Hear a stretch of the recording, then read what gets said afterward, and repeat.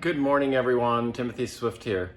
Wanted to show you my new kitchen, recently renovated by Interiorize Inc. They did all the custom cabinetry.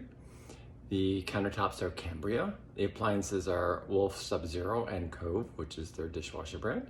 So I wanted to give you a brief tour and see what you think. Here's the first view of the new kitchen. We did white uppers and a blue, kind of royal blue lower with 2x4 Italian porcelain tile floors and Cambria countertop and backsplash. So on this side, we have a 42-inch sink with both a faucet and a hot water on demand. And then there's a built-in dishwasher, china cabinet in the back, lighting above and underneath the cabinets. On the left side as you walk in, there is a breakfast bar, a little piece of art.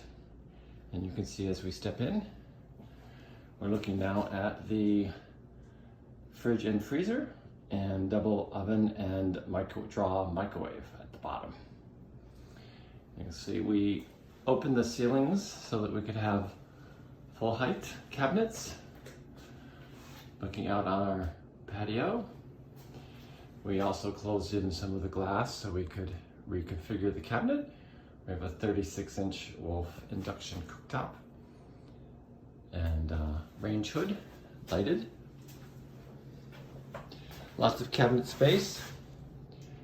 3 sets of triple drawers, all push button open, or push open.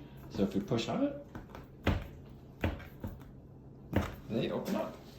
I use my knees on these, so nice big deep drawers. There's also overhead storage here. And at the end, there is a pantry with pull-ups, all soft close.